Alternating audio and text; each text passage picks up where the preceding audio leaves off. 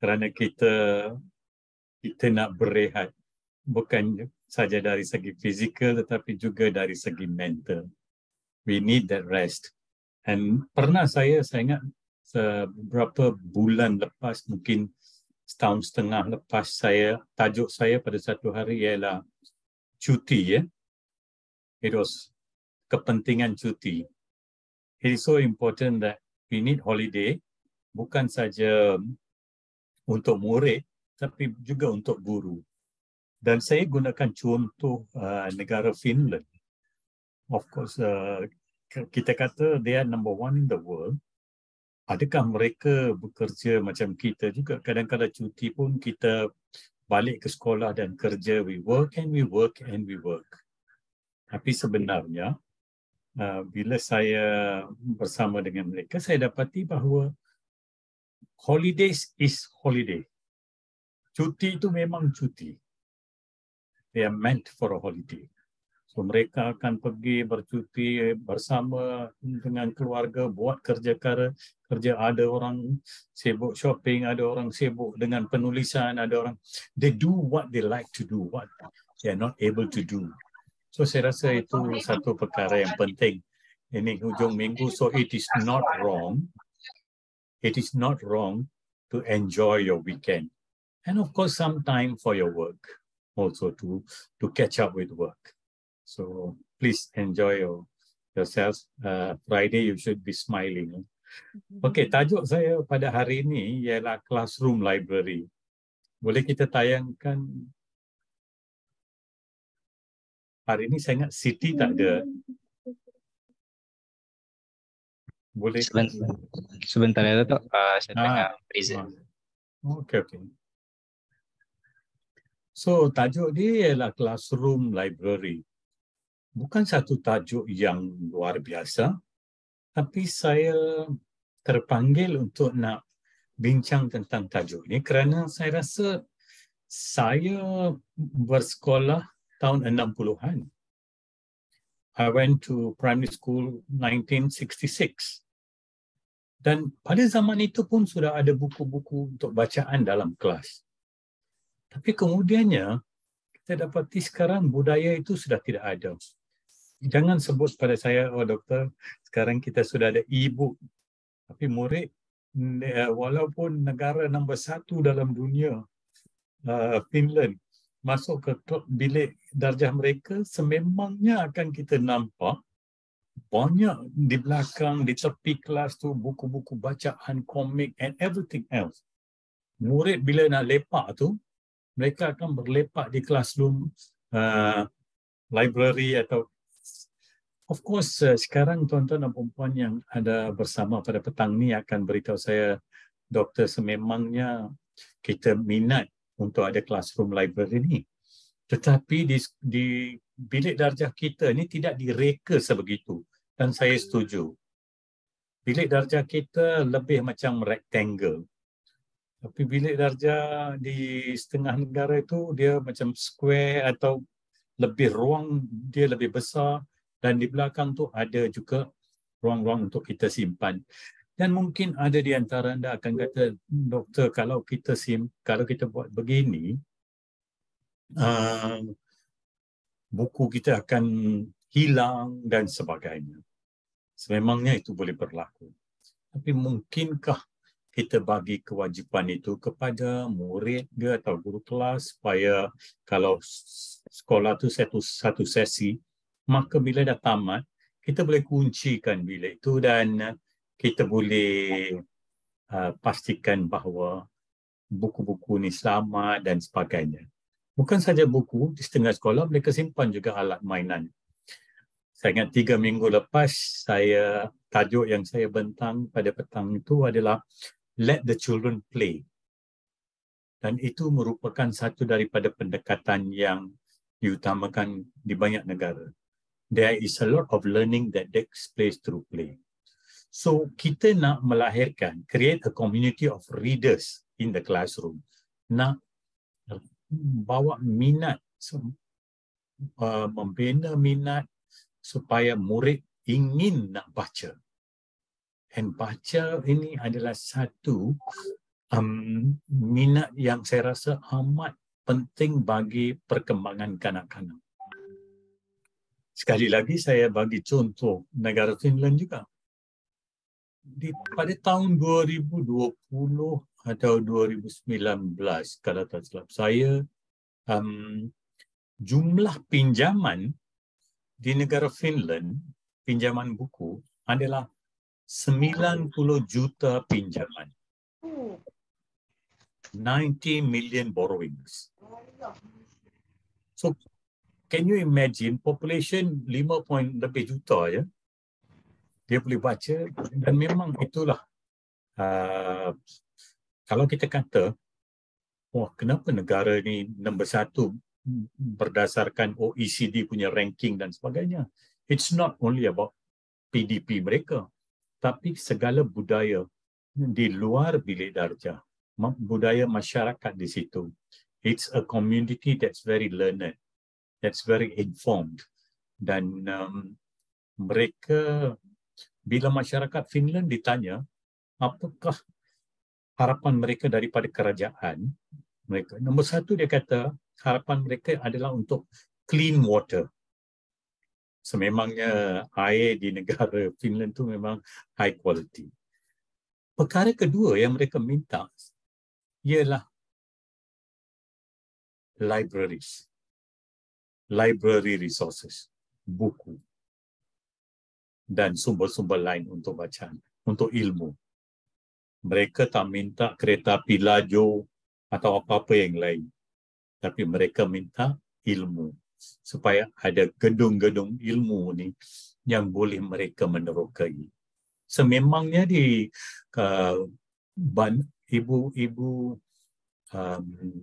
the capital of Finland ialah Helsinki. Di Helsinki mereka bina satu library 10 tingkat, tapi bukan saja buku, ada 100,000 buku di situ, tapi ada teater, ada tempat mainan kanak-kanak, ada tempat perbincangan dan sebagainya. 10 tingkat. Nama library mereka ialah OD. OODI. You can Google it. OODI. So, kita tak minta OD, kita tak minta apa, kita minta bagaimana kita sebagai guru boleh lahirkan a community of readers in the classroom dalam kalangan murid-murid kita. Bukannya daripada peringkat menengah, tapi daripada prasekolah tersendiri kita dah mulakan. Kita nak membantu literasi. Sekarang kita dapati kadang-kala murid datang ke tingkatan 1 pun masih lagi tidak boleh membaca. So, kalau kita boleh galakkan bacaan ni dan lepas tu bantu murid yang mungkin kurang sedikit daripada kemampuan mereka untuk membaca. Students don't just learn, they learn about books. Berjenis-jenis buku yang ada, komik yang ada. Dan itu ada satu lokasi ke mana kita nak tarik murid-murid dalam kelas, untuk classroom resources ya. Dan murid boleh buat bacaan mereka tersendiri juga. Kalau dia balik cepat daripada rehat tu, dia boleh duduk di situ dan baca. Dan itu merupakan satu pengembangan kepada apa yang berlaku dalam kelas. Kalau tajuk hari itu mereka belajar tentang umpamanya fotosintesis, mereka boleh baca lagi. Kalau ada buku-buku rujukan untuk ini. Dan juga satu tempat ya untuk murid bercakap dan berinteraksi. Kerana negara yang menyerlah dalam pendidikan, mereka, saya pernah sebut ni, mereka fokus kepada 4 tunjang. Yang pertama, kalau cakap pasal student well-being ni, nombor 1 ialah student learning. Nombor 2 ialah student and teacher collaboration, teacher and parent collaboration, teacher and teacher collaboration. Yang ketiga ialah participation. Murid dalam kelas tu tidak boleh seorang murid tu duduk diam. Menjadi kewajipan guru untuk melibatkan semua murid. Of course, kadang-kadang kita ada cabaran ni kerana dalam kelas kita ada lebih daripada 40 orang murid. Tapi kita kena cari juga apakah formula dia. Dan yang keempat ialah keselamatan. sangat penting kerana bukan saja keselamatan fizikal, kita selalu tertarik tentang, bila kita di Malaysia sebut keselamatan, we always think about physical safety, keselamatan di jalan raya, keselamatan murid dengan alat atau benda yang berbahaya. Tapi bukan saja physical, it's also emotional safety. Bagaimana kita, bahasa yang kita gunakan itu tidak menjejas pemikiran murid, tidak merendah-rendahkan kebolehan murid. Banyak kali saya tanya rakan-rakan daripada negara Finland, what is one factor yang anda amalkan? Dia kata, Dr. Mahinda, it is always about positive, positive, positive. Dia orang, kalau budak itu boleh buat, kanak-kanak itu boleh buat 10% daripada harapan 100% tu pun dia bagi galakkan yang positif. Because they are firm believers, if you want to drive your education system, you need very strong pillars of values. Dan dalam ni kita bukan mengejar-ngejar saja markah untuk peperiksaan, tapi kita mengajar learning. Hari ini kita rasa terperanjat. Ada murid tak nak masuk ke universiti, ada murid tidak hadir untuk peperiksaan SPM, ada murid tidak hadir ke sekolah. Kita ada pelbagai cabaran. Kerana pada satu masa, we came to school for learning. Today, we are worried, we come to school, yang banyak mempengaruhi pemikiran kita ialah test and measurement, evaluation. Evaluate, evaluate, evaluate. Dan banyak pakar psikologi dan sosiologi pendidikan menyatakan bahawa if you really ask children, they do not like to be tested all the time. They actually would enjoy learning. But many a time, termasuk saya juga, saya pun daripada sistem yang sama, bahawa we had been focusing on evaluation, evaluation, evaluation. How do we shift the focus daripada minda penilaian ke minda nak belajar? Ibu bapa juga sama. Ibu bapa pun ramai bila tak ada peperiksaan, mereka rasa ada sesuatu organ dalam diri yang sudah tidak ada lagi. How many books should we keep in our library? Sekurang-kurangnya 750.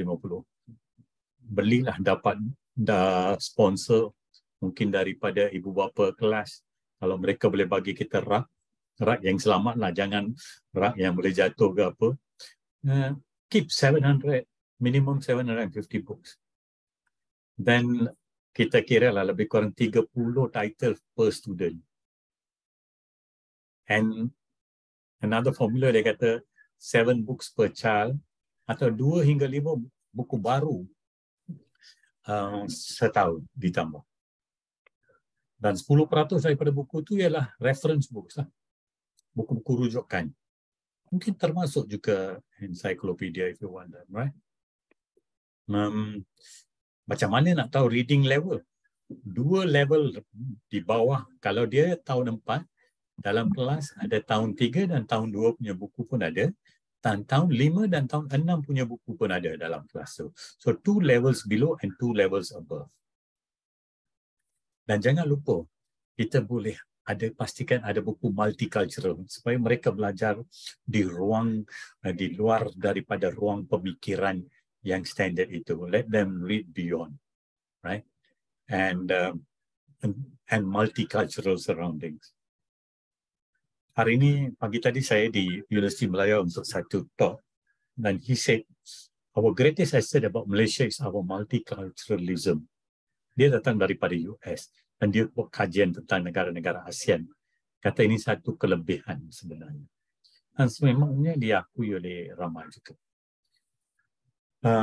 Dan jangan ambil buku yang terlalu lama, dicetak dalam 3 atau 5 tahun yang terakhir. So have new books, new stories. Yang lama tu mungkin boleh bagi ke, you can donate those books to others, or let the students have those books. Dan sebagainya. Next slide, please. How do we choose books? mesti ada kaitan dengan kurikulum, minat murid, ikut umur. Macam saya kata, 2 level di bawah dan 2 level di atas. Dan level bacaan murid, cultural representation, tadi saya sebut multicultural, ada nilai pendidikan ni, ya, supaya mereka boleh belajar sesuatu daripada bacaan mereka. Dan kadang-kadang rakan-rakan kita duduk dalam bilik guru, you should get these books for your class. Itu dia recommended reference. So kita cuba dapatkan buku tu. Dan kalau ada sesuatu title tu banyak sangat disuka oleh murid, kita dapatkan multiple copies supaya serentak ramai yang boleh baca. Kita boleh dapat realistic fiction yang memang berdasarkan macam kisah benar kan, tapi ada diubah sedikit. Historical fiction, fantasy, science, biography. Saya suka biography. I like to read biographies. Autobiography, stories, classic myths and legends, picture books dan sebagainya. So digital text pun boleh, why not? E-books dan interactive whiteboard teknologi. Tapi mungkin ini sangat mahal. So let's just start with hard copies. So what are the types of books that we might put in our class? Picture story books, picture concept books, traditional literature, and so on. Even joke, riddle books, big books, biographies dan sebagainya letak. So saya harapkan kita akan mula dengan Cikgu Emily lah. She is very, very enterprising. Dan juga semua guru yang ada di sini hari ini, 355 sekarang guru yang ada dalam sesi hari ini. Let's start small. It's not a great big new idea like I'm saying. Pada tahun 1960-an dalam bilik darjah saya, pada tahun 60-an pun ada buku-buku untuk bacaan. Tapi saya tak tahu bila lah budaya itu hilang. Mungkin saya tak tahu kenapa. I'm sure that there will be reasons. Mungkin kerana cara kita simpan buku-buku. Ini semua adalah budaya dan nilai yang kita perlu semadikan dalam kalangan murid-murid kita. In fact, if they can keep the books well, that is also penerapan nilai. You know, how to take care of apa yang ada dalam bilik darjah. Daripada buku, mereka bukan saja boleh kaitkan dengan ilmu lama yang mereka tahu, tapi mereka juga they can associate with new knowledge, they boleh kaitkan dengan penghidupan seharian dan sebagainya. And visualizing apa yang dia baca, especially tentang sejarah, dan kalau mereka pernah melawat tempat itu, it becomes more meaningful to them. Mereka boleh tanya soalan, buat inference, dan mereka tahu kepentingan, especially bila cerita-cerita itu ada banyak nilai moral dan sebagainya. Mereka boleh buat rumusan, sintesis tentang apa yang mereka baca, dan juga boleh menjawab soalan, comprehensive approach kepada bacaan. So banyak. And saya selalu sebut pada pengakhiran perkongsian saya, reading is thinking. So if our children read, gives them more opportunity to think. And thinking is an important skill. If you want our students to be creative and to be knowledgeable, and that is what schooling is all about. When in one kajian dia tanya murid tahun 1 di luar negara, why do you come to school? Ada murid kata, I come to school because I want to make friends and all that. Tapi ada juga murid jawab, dia tanya juga satu daripada soalannya, what is a school? Dan ada murid jawab, a school is a place where you pass or fail. So bila kanak-kanak pada peringkat umur rendah pun dah ada pemikiran itu, filosofi, falsafah itu tentang sekolah, I think something is wrong. So we don't want that. We want children to run to school, not run away from school. Kita nak sekolah atau bilik darjah tu menjadi satu tarikan, Tuan-tuan dan puan-puan, cikgu-cikgu yang ada pada dalam sesi hari ini, start. You don't need permission daripada kementerian lah kalau nak start classroom library. Hanya beritahu PGB anda and start it. You don't need 750 books. Start with 100 books. And trust me, percayalah, ramai yang sanggup, termasuk ibu bapa, yang sanggup menderma buku kepada library. Let me end with this. I retired in 2019 sebagai pengarah IAB, dan satu daripada perkara yang saya minta kepada peserta yang nak jadi bakal pengetua dan guru besar, saya kata tak payahlah pada penghujung kursus anda jemput kami untuk pergi makan di restoran yang mahal, RM150 satu kepala dan sebagainya. I said, I have a request. Why not each of you give the IAB library, donate, with your name will be printed inside, donate a book, we will give you the titles, and then you choose buku mana yang you nak derma. Kalau buku tu mahal sangat, anda boleh kongsi dengan rakan. And you know, we got a few thousand books daripada 2 intake tu. Why? My ambition is to make the library in IAB the library for educational leadership and management. Bila orang sebut kepimpinan dan pengurusan pendidikan, maka terfikirlah terus bahawa ilmu atau gedung ilmunya ada di IAB. Dan siapa-siapa boleh datang, baca, pinjam dan sebagainya. Like everybody talks about Universiti Malaya Law Library. It's one of the famous libraries. So when you talk about educational leadership and management, then you think about IAB library. So tuan-tuan dan puan-puan, remember, reading is thinking. It is easier to build strong children than to fix broken adults. So let's do our job. Kita diamanahkan untuk sebagai pendidik di negara kita. Kita bukan menjadi guru kerana gaji. Kita bukan menjadi guru kerana apa-apa maksud yang tersirat. Tapi kita menjadi guru kerana apa yang tersurat. Apa kewajipan kita. Bagaimana kita boleh bagi sumbangan kepada negara kita. Akhirnya bila anda bersara, anda boleh kata, yes, I did my job. Semalam saya di Sabah, dekat Keningau dalam forum. Dan saya ditanya tentang teacher well-being. Saya kata, saya nak mula daripada fundamentals of teaching. Kalau kita cikgu, jangan curi masa. Pergi masuk kelas on time. Don't sit in the teacher's room and talk when you are supposed to be in the classroom. Kalau terlupa, terlepas pandang, that's fine. Walaupun anda masuk untuk relief. Bila anda masuk untuk relief, janganlah masuk, duduk depan meja tu dan tengok handphone. When you go for relief, you pergi mulakan satu topik. Teach those kids something. Ajar. Please, kita ni kewajipan kita besar sebagai pendidik. Kewajipan yang besar. And we must build on trust. If other countries can build their education system on trust, why not us? Kenapa kita kena ada nazir, kena ada pencerahan, kena ada semua tu? Why not we trust ourselves? Why not we go into class? Kita ada masa kita mengajar, lari. Saya tahu it's not easy. Kadang-kadang ada 30 waktu, ada 35 waktu mengajar. I know it's very heavy. It's not easy to be a teacher at this point of time. So let's do our best. Let's do our best. Dan kalau masuk kelas, jangan cakap cerita dongeng. Yes, it's nice to crack 1 or 2 jokes. But if you are going to teach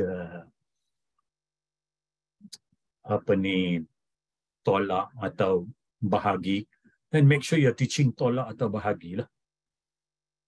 Kalau anda sedang mengajar macam mana nak merangka atau menulis karangan, then make sure you're teaching that. Jangan 15 minit ajar macam mana nak buat karangan, 20 minit lagi cakap pasal apa yang dijual di pasar raya yang terkini. No, that is not good. That is not fine. Please, be light. You can crack jokes. You can do things like that. But when we are in class, it's serious business. Ajar, benar nilai, betulkan murid-murid kita. Mereka generasi akan datang. Ini kita sebagai pendidik. We are the profession that creates all other professions. So tugas kita adalah berat. Remember, no one can hand you experience, but they can hand you a book. Buku adalah beban latihan untuk minda. Books are the training weights of the mind. Kita boleh dapat ilmu daripada pelbagai sumber. Daripada makalah, majalah, daripada sembang profesional dengan rakan-rakan. But remember, at the end of the day, if a child cannot learn the way we teach, maybe we should teach the way they learn. Itu saja daripada saya. Sekian, terima kasih. Terima kasih banyak Datuk Dr. Mahendra atas perkongsian yang sangat bermanfaat buat kita semua guru-guru. Apa yang menarik perhatian saya adalah walaupun dengan adanya e-books kita menuju ke arah digitalization in education, bahan-bahan bacaan biasa ni masih lagi penting kewujudannya di sekeliling kita, surrounded by a variety of books. Cikgu Emily, can I say something? Ya. 3 minit pertama saja dia baca buku e-book tu. Lepas 10 minit dia sudah tertarik nak pergi tengok benda-benda lain dalam komputer atau dalam phone. Yeah, you're right. You know, children, they are children. Yes. We can tell them, but they will slowly switch. Anak saya sendiri buat begitu. Saya cakap, how come you are doing this? You told me you nak cari maklumat ini. So, you know, please. Sebab itulah kita anak didik kita ni seeloknya kita sediakan dengan persekitaran yang sihat, dikelilingi dengan bahan bacaan. Sebab apa kita nak melahirkan readers community. Like you said earlier, right, Doctor? Yes. Yeah. Jadi, for me, like maybe having a small readers corner in a classroom would help pupils to read. Like mungkin nak menyediakan 700 buku tu agak terlalu banyak at a time. But teachers can like maybe have 20 books of different genres. From time to time, they can change of different other books like comics. Agreed. Yeah. Rome was not built in one day, you know. So you start small. Tapi at least you start. Starting is always very difficult. Semalam seorang cikgu kata, saya bila ajar matematik, saya nak gabungkan algebra masa saya ajar Pythagoras theorem. So I have to skip this chapter and all that. Saya kata, it's not wrong. Yeah. Macam professional autonomy cikgu ialah dalam kelas. You are the professional there. You can defend what you are doing in the class. Yes. So kalau you rasa kesinambungan topik adalah lebih baik pada pandangan anda, follow your own planning dalam mengajar tu. Right. Asalkan jangan tertinggal lah topik tu, kerana seperti biasa kita tahu akan mungkin keluar dalam peperiksaan. Sorry, I interrupted you. Okay, so let's move to our core business of the day today.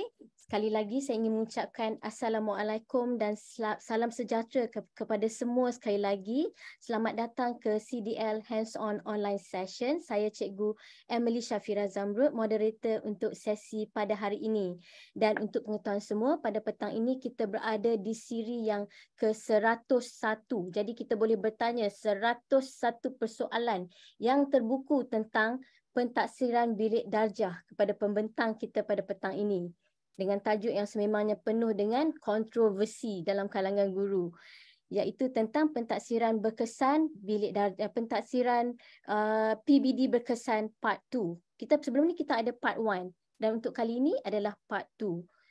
Okey, sambungan daripada sesi yang sebelum ini. Dan siapakah guru pakar kita pada petang ini?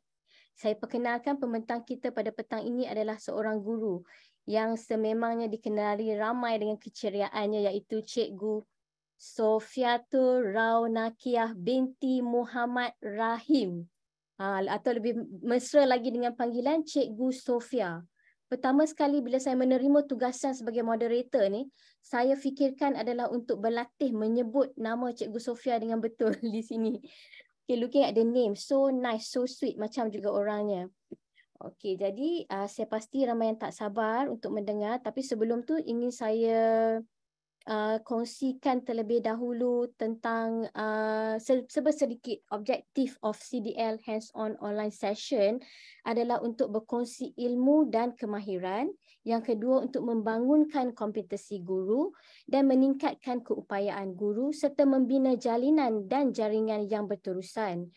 Dan peserta boleh mendaftar setiap minggu sebagai pelanggan atau juga ahli Connecting Dots Learning. Pendaftaran adalah percuma dan peserta akan mendapat jemputan melalui email yang disertakan semasa mendaftar.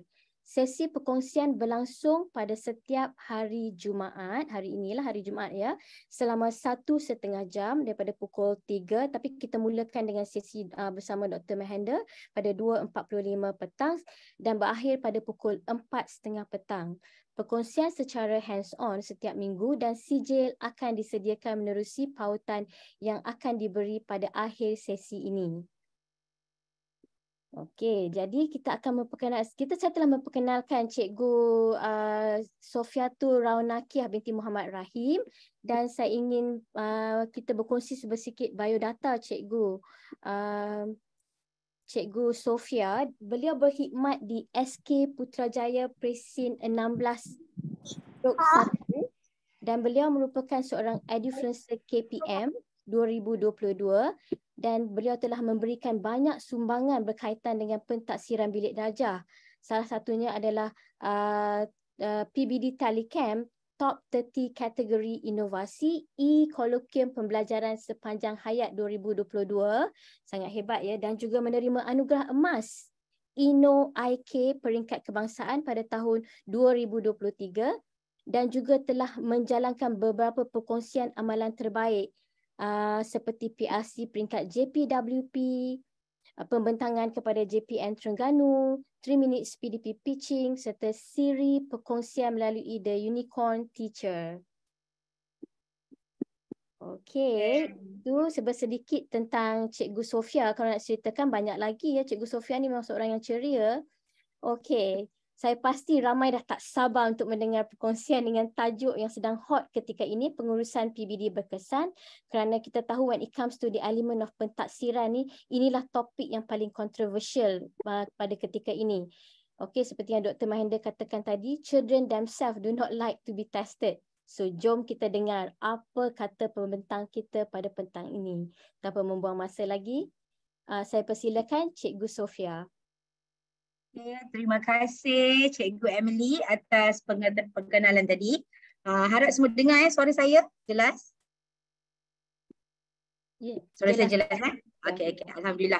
Okey, sebelum itu saya ingin mengucapkanlah ribuan terima kasih buat semua yang join session hari ini, sebab saya tahu ramai yang dalam perjalanan balik kampung sebab esok kita perlu mengundi kan untuk setengah tempat. Jadi terima kasih buat yang sudi join Zoom dan juga saya tengok tadi dekat YouTube live pun ada dalam 200 orang, di dalam live kita hari ni pun hampir 500 orang, 434. Okey. Jadi terima kasih kerana sudi join session kali ini. Saya buat session ni pun sebab setelah saya laksanakan sesi yang pertama, masih terdapat banyak permintaan untuk saya buat sesi yang kedua juga berkenaan pentaksiran bilik darjah. Dan saya tahu seperti mana yang Cikgu Emily sebutkan tadi, PBD ni satu topik yang sering kali menjadi perdebatan hangatlah di dalam kalangan cikgu-cikgu, dalam kalangan pendidik, sebab saya rasa kita masih di dalam fasa orang kata transisi, penyesuaian dengan PBD ni, sebab kita sudah biasa dengan sistem berorientasikan peperiksaan, meskipun PBD ni ikutkan sudah dilaksanakan 11 tahun dah pun. Memang dah lama, tetapi orang kata reinforcement on PBD ni is just happening very recently. So cikgu-cikgu masih menyesuaikan diri. Jadi saya faham apabila dalam fasa penyesuaian ni banyak berlaku lagi isu-isu yang cikgu hadapi dalam nak melaksanakannya dengan berkesan. So ini adalah part 2 kepada sesi saya.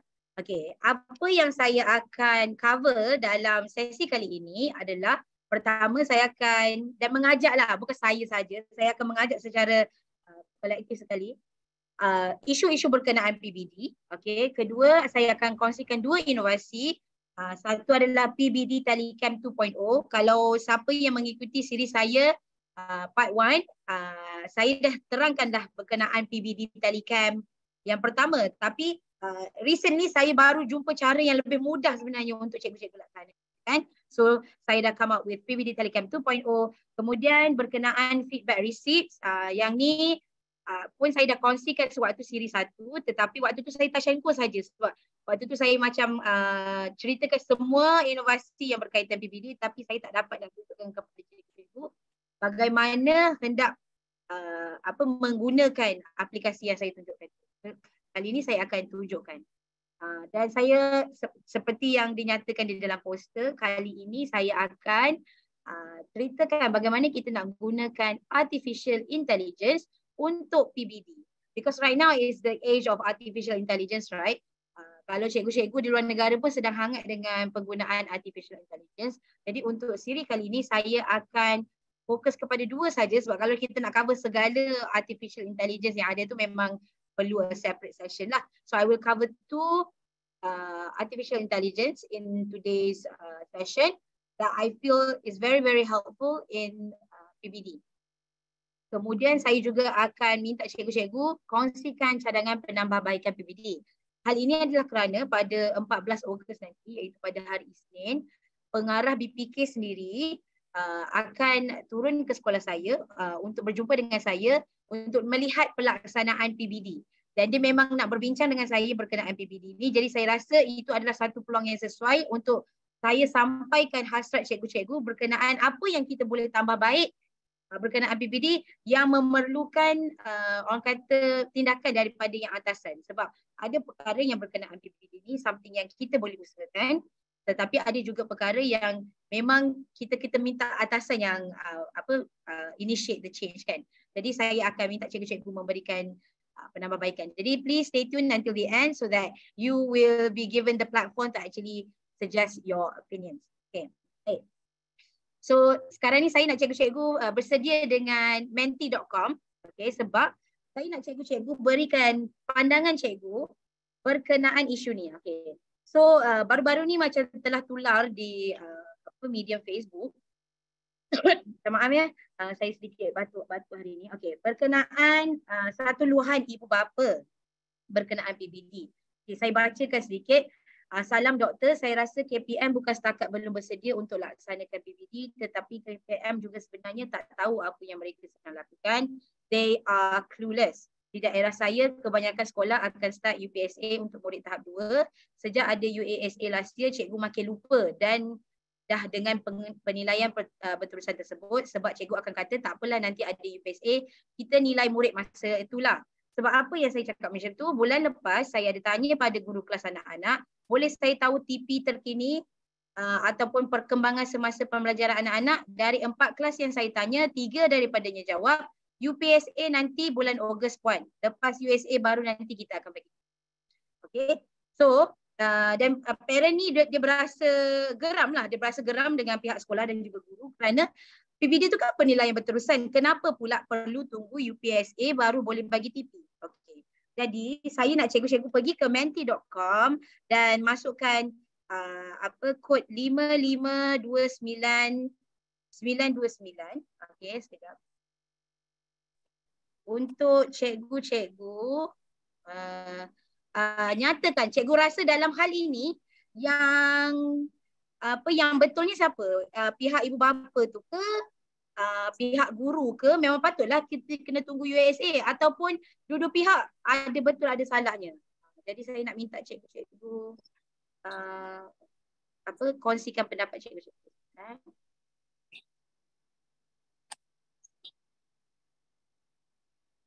Okey. Cikgu-cikgu boleh masuk ke menti.com 5529929 tu.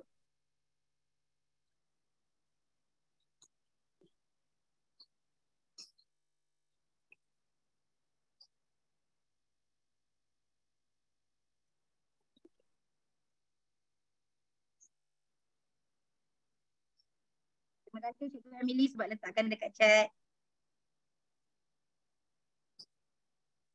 Okey, ada yang rasa ibu bapa. Okey, sekarang ni ramai yang rasa ibu bapa tu betul. Okey. Ada yang rasa guru betul. Dua-dua. Okey, kita tengok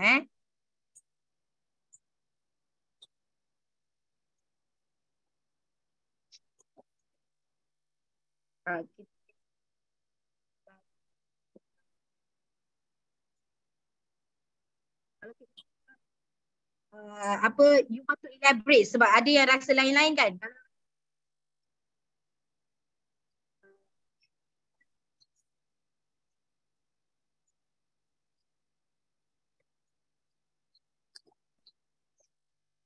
Okey, ramai yang merasakan ibu bapa betul. Okey. Ada yang rasa guru yang betul, ada yang rasa dua-dua. Okey, tapi sekarang ni yang mendahului adalah ibu bapa. Okey. Jadi pada cikgu-cikgu, sekiranya lah parent berkenaan datang ke sekolah cikgu dan tanyakan cikgu, apakah tahap penguasaan anak saya, cikgu-cikgu boleh jawab. Begitu ke? Boleh tulis dekat chat cikgu-cikgu.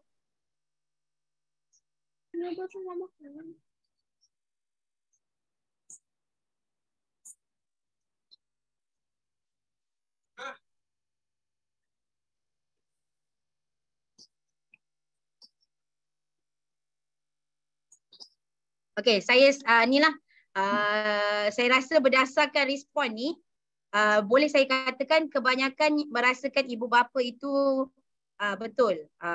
Dan sebahagian yang rasakan guru tu betul, ada yang bahagian kecil lagi yang rasakan dua-dua, ada betul ada salah. Dan ada yang tak rasa, yang mempunyai pendapat yang lain daripada tiga yang saya nyatakan kat sini. Okey, baik. Jadi kembali kepada berkenaan soalan ibu bapa ni.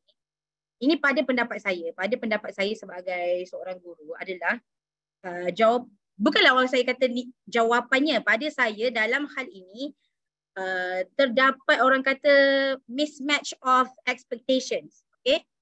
Apa yang saya maksudkan adalah memang betul ibu bapa tu memang betul bahawa PBD ni adalah penilaian berterusan. Jadi sepatutnya apabila ibu bapa bertanya pada guru, guru mempunyai jawapan. Okey, tetapi pada masa yang sama, guru itu nak tunggu UPSA pun tidak salah. Dalam hal ini guru pun tidak salah. So sebab itu saya ada membuat ulasan berkenaan perkara ini di Facebook persediaan saya. Apa yang saya nyatakan begini. Saya kata sekiranya kita berada di dalam situasi ini di mana ibu bapa meminta perkembangan terkini anak ataupun meminta TP anak. Pertama, kita kena komunikatekan kepada ibu bapa bahawa apabila minta berkenaan perkembangan anak tidak semestinya dalam bentuk tahap penguasaan. Tahap penguasaan itu adalah tafsiran kepada perkembangan anak-anak. We are not supposed to just look at our child's performance based on the performance level. Okay, performance level tu tafsiran kepada perkembangan anak-anak. Tetapi kita boleh juga cakap, contoh yang saya berikan di dalam Facebook saya adalah kita boleh jawab kepada ibu bapa berkenaan, puan, di dalam kelas anak puan telah menjawab kebanyakan lembaran kerja yang diberikan dengan ketepatan yang tinggi. Di dalam penilaian formatif iaitu ujian topikal baru-baru ini, beliau juga, anak puan juga berjaya mendapat 90% di dalam ujian berkenaan. Selain itu, anak puan juga sangat aktif menjawab soalan, seseorang yang gigih dan gemar menolong rakan. Dia juga ringan tulang membantu guru. Okey, kita kat situ kita memberi tahu perkembangan anak tanpa memberi tahu TP sebab realistically it's not it's not physically possible to give a TP for every single assessment that we deliver in class. Kalau kita sebab pada saya kalau kita nak memberi tahap penguasaan tu ia memerlukan penelitian yang lama. Maksudnya kita kena tengok betul-betul hasil kerja ni layak TP 1 ke 2 ke sampailah 6 kan. Jadi kalau setiap hari kita nak beri TP pada setiap hasil kerja, ia akan ambil masa yang lama. Jadi apa yang cikgu-cikgu boleh buat, cikgu beri feedback pada parent. Jangan cakap kat parent, oh kena tunggu UPSM nanti baru saya bagi TP, tak boleh. Beri tahu perkembangan tapi tak semestinya bagi tahu TP. Cuma boleh cakap kat parent, namun begitu puan, untuk tahap penguasaan kami masih menunggu keputusan UPSA sebagai evidence akhir sebelum penentuan TP penggal pertama. Sebab UPSA tu dia bukan exam, dia sebahagian daripada PBD juga. Cuma bezanya adalah we are not supposed to take result UPSA itu sebagai satu-satunya evidence dalam penentuan tahap penguasaan. UPSA bercampur dengan kerja yang mereka buat di dalam kelas, gabung, barulah kita boleh keluarkan tahap penguasaan. So UPSA cuma salah satu evidence. Benda tu yang kita kena communicate dengan ibu bapa, yang UPSA, kita cikgu-cikgu ni menunggu result UPSA sebagai penentuan tahap penguasaan sebagai evidence akhir, bukan sebagai sole evidence, the only evidence. So it's very important for you teachers to also take into account progress murid di dalam kelas sebelum menentukan menentukan TP murid. Janganlah pula, sebab ada setengah cikgu kan, apabila dah buat UPSA tu, buku kerja murid, hasil kerja murid yang selama ni dia dah tak peduli dah. Dia tak diendahkan lah. Dia tengok yang pada exam saja. Yang itu tidak menepati orang kata prinsip PBD. PBD kita kena tengok hasil kerja mereka yang sebelum-sebelum ni. Sebab itu juga di dalam perkongsian saya selalu kongsikan kaedah penyimpanan evidence yang secara sistematik. Sebab apabila cikgu-cikgu nak nilai, nak memberi tahap penguasaan nanti, cikgu-cikgu perlu rujuk balik evidence-evidence yang lepas tu supaya cikgu boleh memberikan satu penilaian paling adil untuk anak murid. Okay?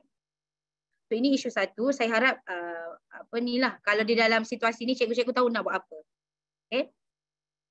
Kedua, berkenaan isu ni pula, saya selalu sangat tengok dekat social media, orang buat orang buat poll, orang kata kaedah voting kan, voting PBD versus UPSR. Okey, jadi saya nak cikgu-cikgu sekali lagi pergi dekat menti.com tu. Okey. Dah ada yang pergi dah. Okey. Pada pendapat cikgu di dalam hal ni kan, PBD versus UPSR, adakah cikgu rasa PBD perlu mansuh, exam dikembalikan, PBD kekal, exam dimansuhkan, ataupun PBD kekal, exam dikembalikan?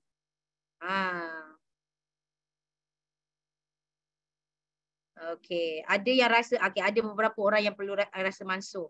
Ada yang rasa exam tu tak perlu make a comeback pun. Kekalkan je sahaja PBD semata. Okey.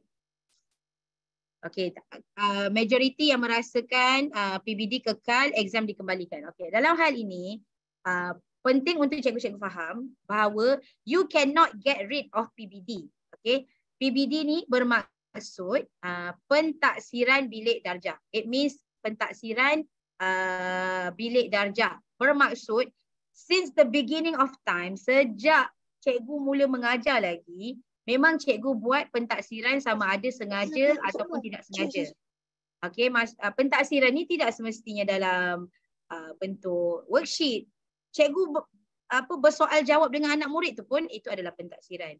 Cikgu minta murid menyelesaikan kerja di dalam buku tulis, itu adalah pentaksiran. Buku kerja itu adalah pentaksiran. Buat projek itu adalah pentaksiran. Secara sedar atau tidak sedar, semua cikgu buat pentaksiran. Mungkin apa yang membezakan dulu dan sekarang adalah dulu kita buat sahaja dalam kelas, kita tidak perlu laporkan perkara itu.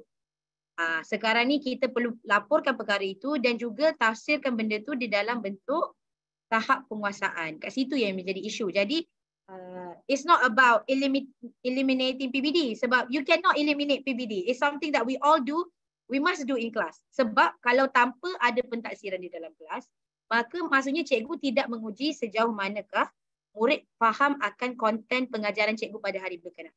So you must do assessment in class. Okay. Sekarang ni dengan orang kata kesedaran tentang psikologi pendidikan, kita dapati bahawa macam tadi Dr. Mahendra pun dah sentuh sebenarnya. Kids don't like to be tested. And sebenarnya sometimes kids perform best when they realise they are not being tested. Maksudnya murid tu tak sedar pun dia sedang. Jadi apa yang cikgu-cikgu perlu buat apabila berlakunya perdebatan ini bukanlah minta mansuh PBD, tetapi minta pelaporan PBD itu ditambah baik because we cannot eliminate PBD. Okay, di dalam hal sama ada exam perlu kembali ataupun tidak, saya tidak nafikan bahawa terdapat banyak orang kata perdebatan lah sama ada whether it should make a comeback or not. Pada pendapat saya, ia boleh datang balik, maksudnya something like UPSR or something equivalent, even UASA right now pun saya rasa satu orang kata replacement yang bagus dah sebenarnya.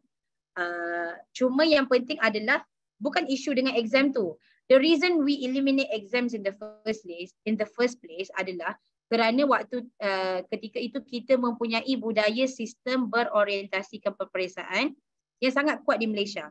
Di mana dari awal tahun lagi memang cikgu dah buat latih tubi macam mana nak jawab exam.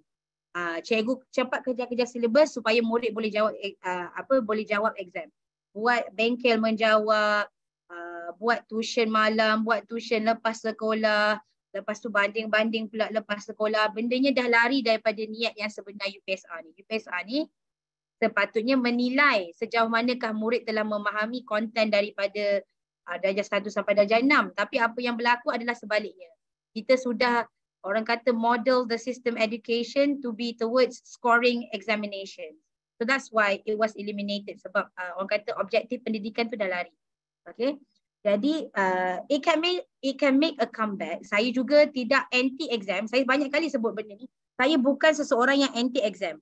I'm okay with exam sekiranya objektif peperiksaan itu tidak lari daripada tujuan yang sepatutnya, iaitu cukup untuk mengukur sejauh mana kefahaman murid. Bukannya kita orang kata corak balik sistem pendidikan tu supaya murid tu belajar kerana exam. Okay. Saya harap jelas dekat perkara itu dan terima kasih kepada cikgu-cikgu yang telah menjawab dekat menti.com. Okay.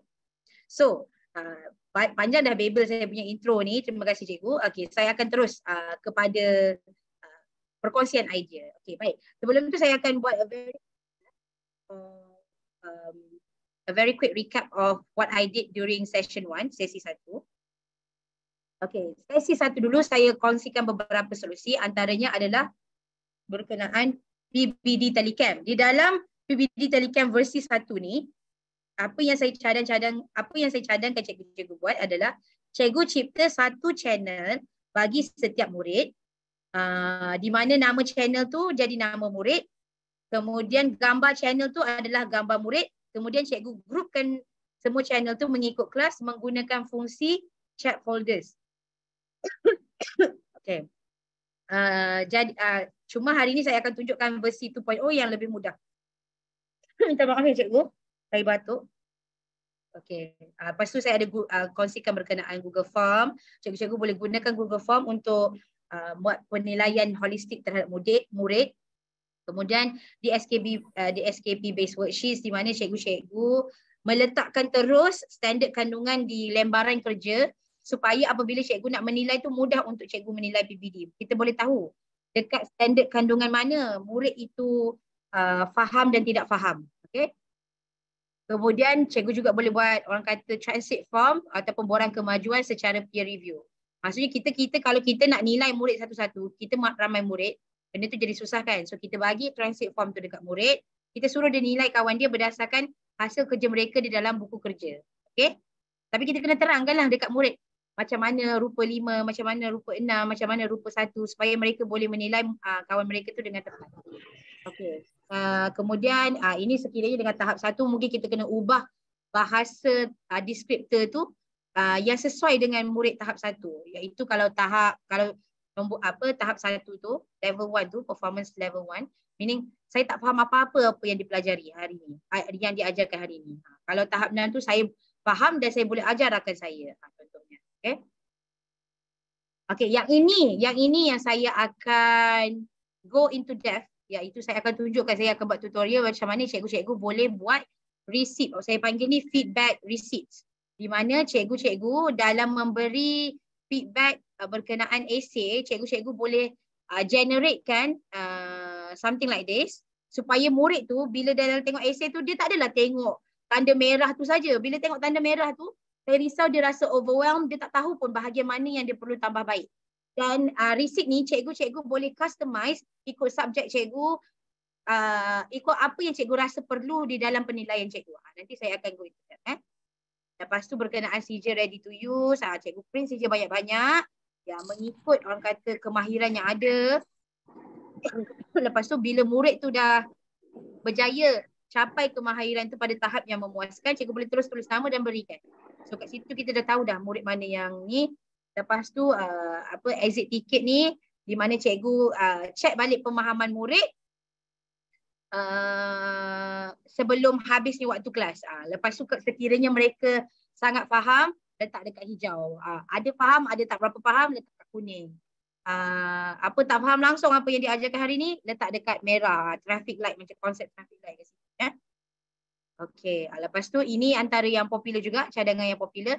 Sebab kita nak pastikan murid tu layak TP6 dan kita nak juga murid itu berasa motivated untuk membantu rakan. Kita buatkan tag teacher assistant. Murid yang sudah menyelesaikan kerja dan sudah menyelesaikan kerja dengan tepat dan bagus, cikgu-cikgu berikan peluang mereka untuk pakai tag teacher assistant supaya mereka boleh tolong rakan.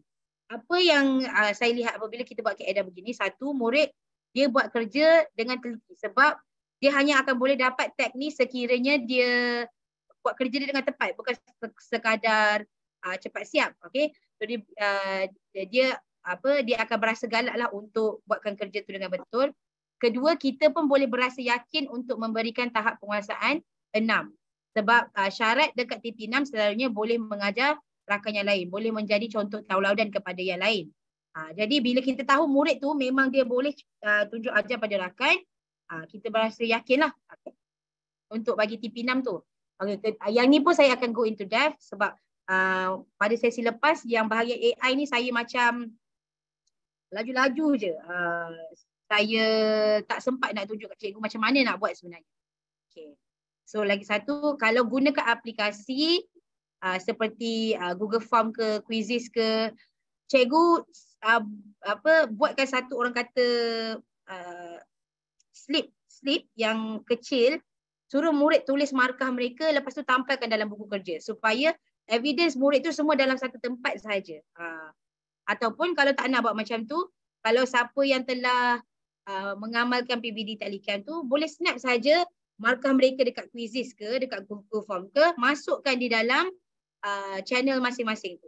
Jadi itu pun satu kaedah juga sebab saya sangat mementingkan evidence tu berada di satu tempat untuk memudahkan penilaian cikgu sewaktu tahap penguasaan tu. Sebab yang membuatkan cikgu berasa lelah, rasa letih nak memberi tahap penguasaan tu, mengikut pengalaman saya adalah apabila evidence tu berada di serata tempat.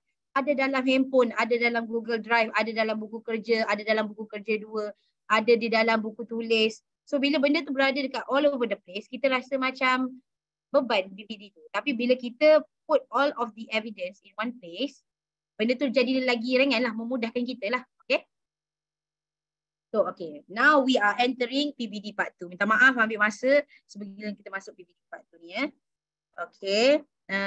Okay, so sekarang ni PBD Telecam 2.0 adalah instead of creating a channel for each kid, cikgu hanya perlu cipta satu group bagi setiap kelas.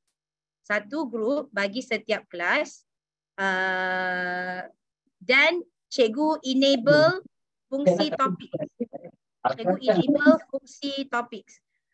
Fungsi topik ni baru diperkenalkan oleh Telegram pada November tahun lepas. So perkara tu orang kata belum menjadi budaya sangatlah dalam kalangan cikgu-cikgu. Siapa-siapa yang familiar dengan Telegram mungkin tahu, tapi untuk pengetahuan cikgu sekarang ni Telegram sudah ada fungsi topik. And we can manipulate this feature untuk bantu kita dalam pembinaan PBD Telecam.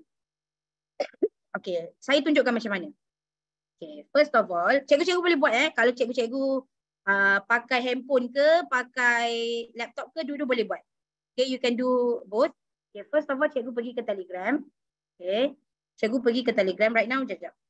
Am I showing my Telegram screen? Nampak kan? Yes, you're showing. Okay, so cikgu-cikgu kena, sekejap Alright. So first cikgu kena tekan ikon yang berbentuk pensel. Okay. Tekan new group.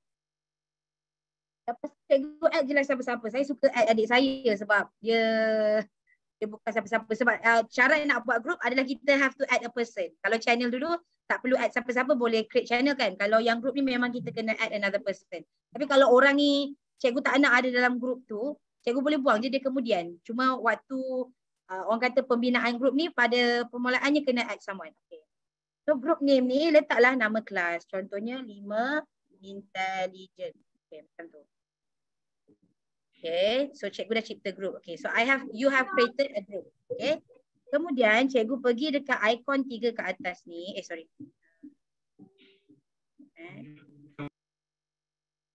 Cikgu pergi dekat ikon pensel. Cikgu pergi dekat ikon pensel yang dalam group tu. Cikgu tekan balik pada group. Lepas tu cikgu tekan ikon pensel sekali lagi. Cikgu pergi dekat group. Lepas tu dekat profile tu ada ikon pensel sekali lagi. Okay. If I'm going too fast, please tegur ya. Pergi dekat ikon pensel tu. Lepas tu you switch on topics. Kat sini. So this group was upgraded to a super group. So sekarang dah ada topics. Okay. Alright. So sekarang dah boleh buat topics. Okay. So sekarang ni bila cikgu nak buat topik. Sorry. Okay. Cikgu tekan ni. Cikgu tekan balik dekat senarai tu. Ini saya tunjuk dekat paparan Telegram web okay. Kalau dekat handphone mungkin slightly berbeza tapi should be more or less the same. Okay, kita tekan balik dekat senarai chat ni. Lepas tu dekat sini akan ada hashtag general. Lepas tu ada ada fungsi create new topic. Nampak tak? Okay, new topic. Dekat sini cikgu akan letakkan nama murid. Okay, so right now I have a list of my students' name kat sini. Okay, I want to show how easy it is. Saya dah test dah. Dalam satu kelas tu saya ada buat untuk kelas satu kelas saya ni ada 45 murid. Untuk 45 students I only needed no more than 5 minutes untuk lengkapkan ni.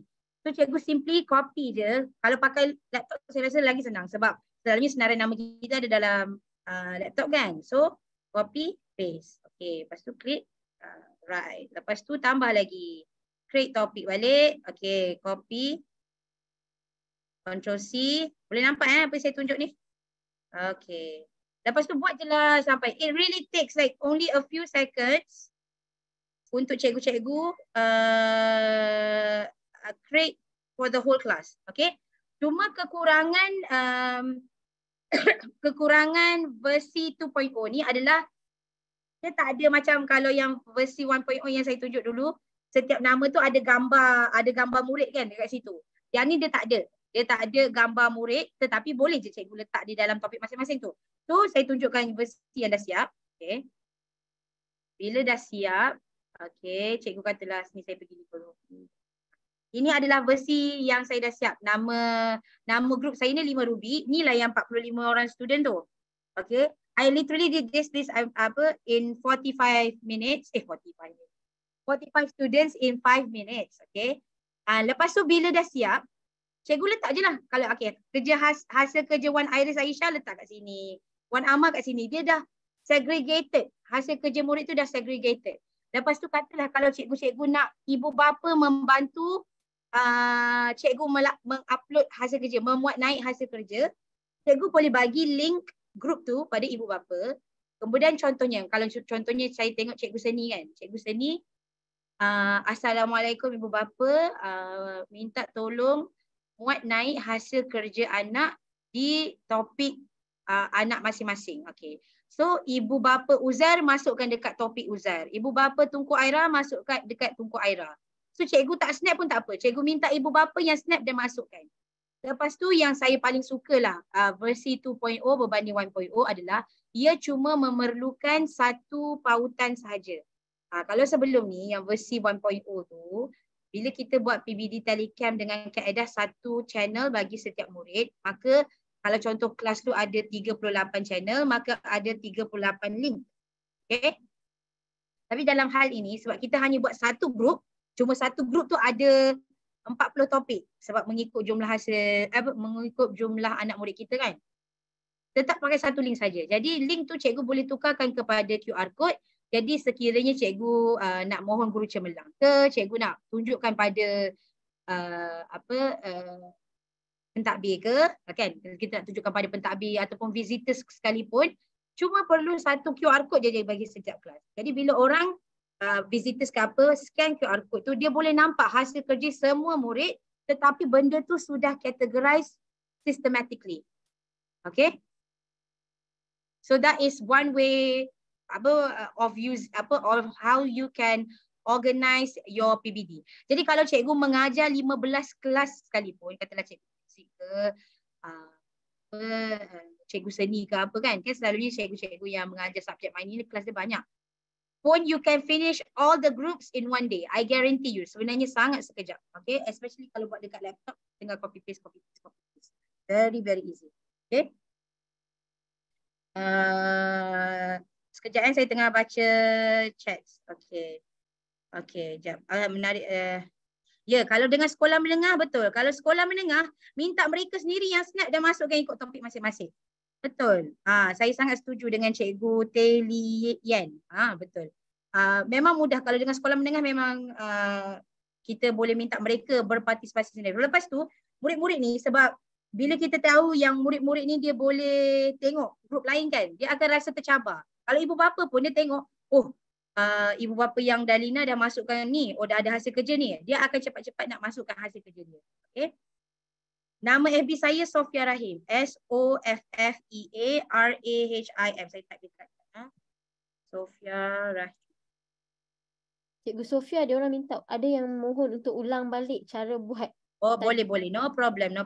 Okay. Sebab yang ni saya memang saya rasa ini antara inovasi yang penting lah untuk cikgu-cikgu fahamkan. Okay.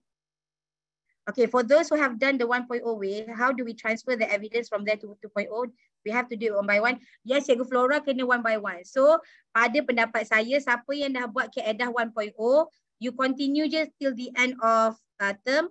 Bila dah masuk term baru buat kaedah 2.0 ni. Sebab saya pun macam tu juga. Cuma sebab saya nak mohon untuk guru cemerlang ni, saya gagahkan diri jugalah transfer tu sebab saya nak Nazir nanti boleh tengok hasil kerja murid saya di dalam satu link saja.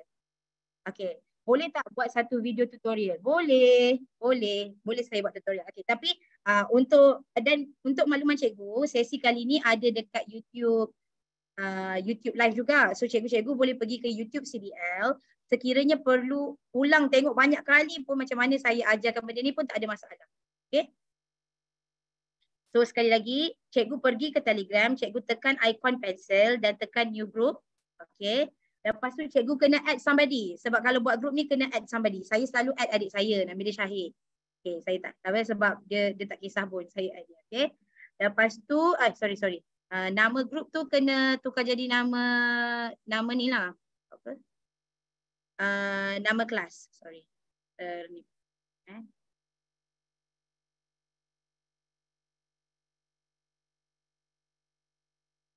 Sekali lagi.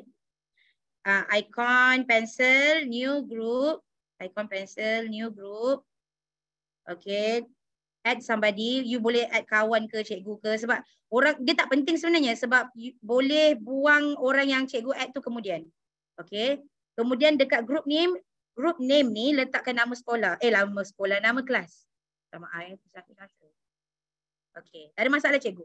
Okay, so group name ni letaklah nama kelas. Contohnya 5 intelligent. Saya tadi dah 5 intelligent tu. Kalau 6 brilliant contohnya. 6 brilliant. Okay. Okay, selesai. Lepas tu cikgu pergi cikgu tekan balik dekat ni. Dekat icon 3 ni. Sorry. Sekejap. Kenapa saya punya paparan ni jadi ni ya? Sekejap.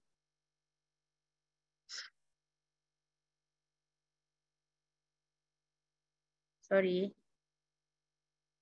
Okay. So tekan ikon, tekan pada nama grup. Okay. Tekan pada nama grup. tekan pensel yang dekat bahagian atas kanan. Okay. Lepas tu dekat option topics dekat bawah ni, switch on. Tukarkan dia kepada group yang boleh buat topik.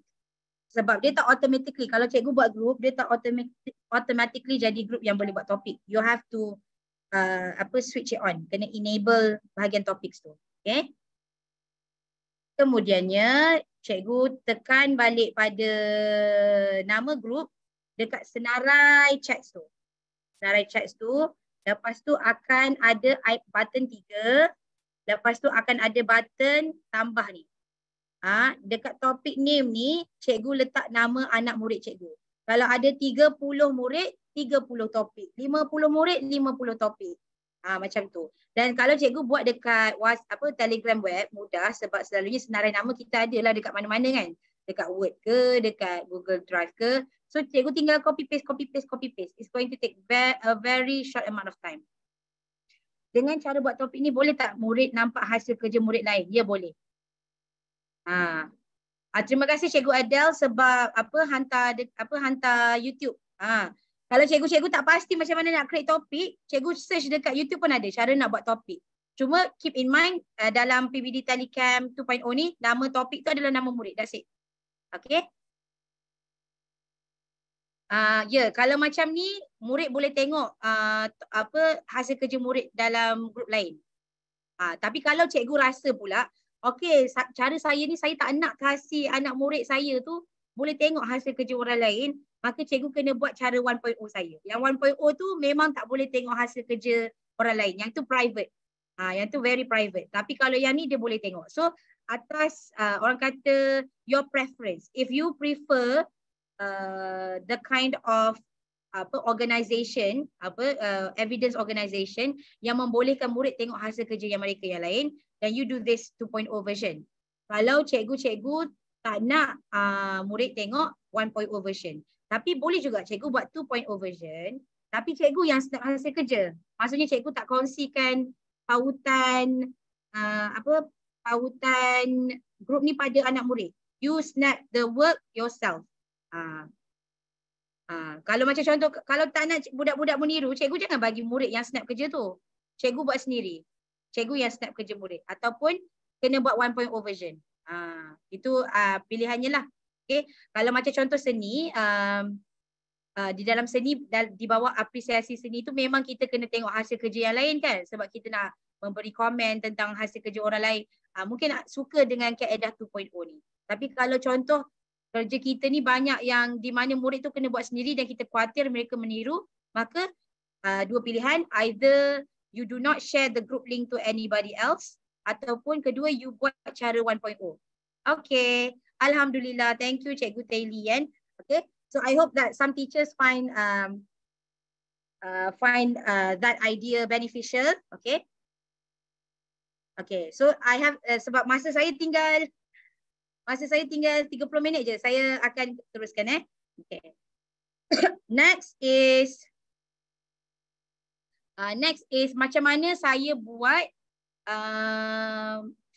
receipt tadi tu. Macam mana saya buat receipt yang saya tunjukkan pada versi 1.0 dulu. Yang macam ni saya tunjuk.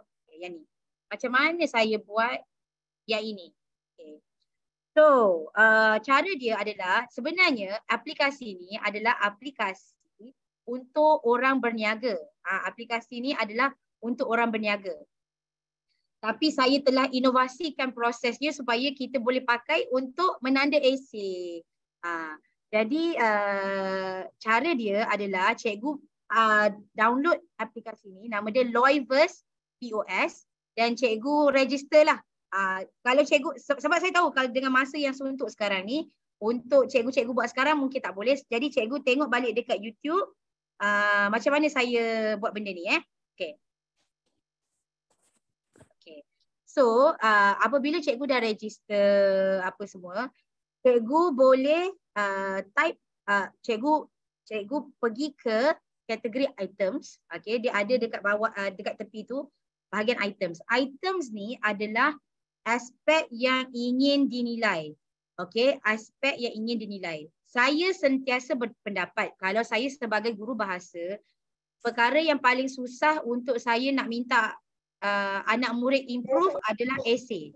Kenapa susah untuk murid improve essay adalah kerana selalunya kaedah kita sebagai cikgu adalah murid hantar essay kepada kita, kemudian cikgu tanda pakai pen merah, dan murid tu dah overwhelmed dah, dia dah terlalu serabut dah. Sebenarnya dia ni punya kekurangan dekat mana? Grammar dia ke yang bermasalah, sentence structure dia ke?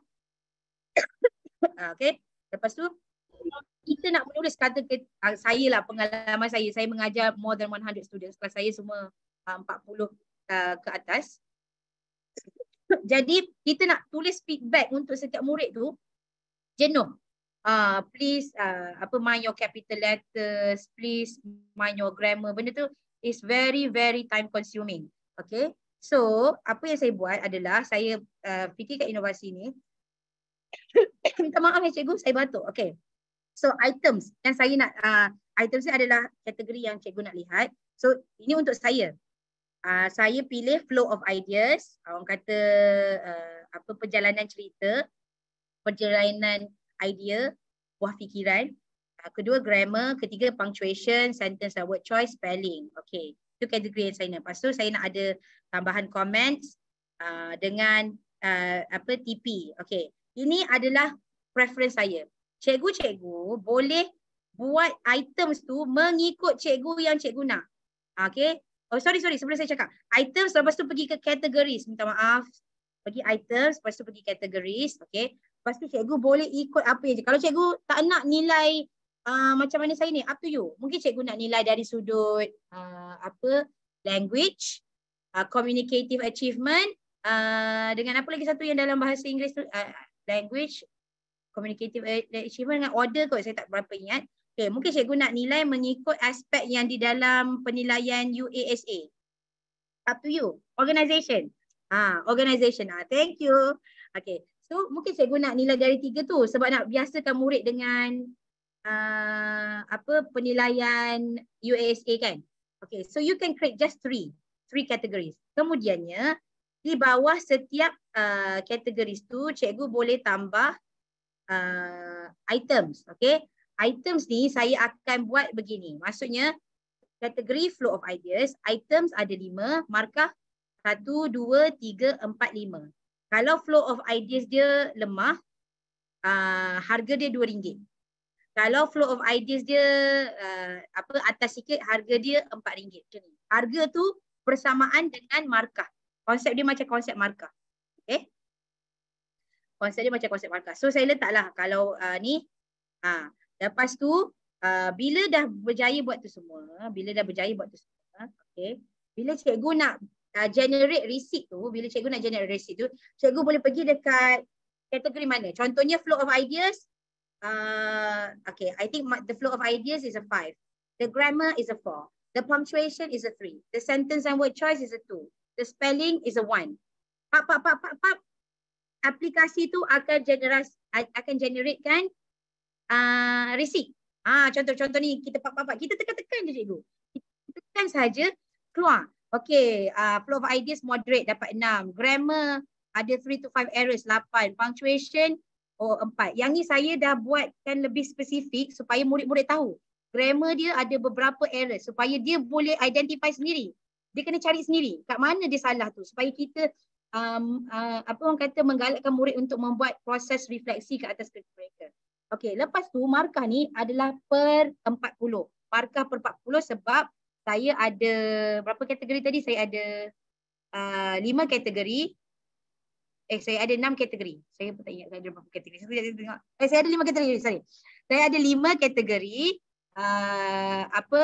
dan total adalah sebanyak 40.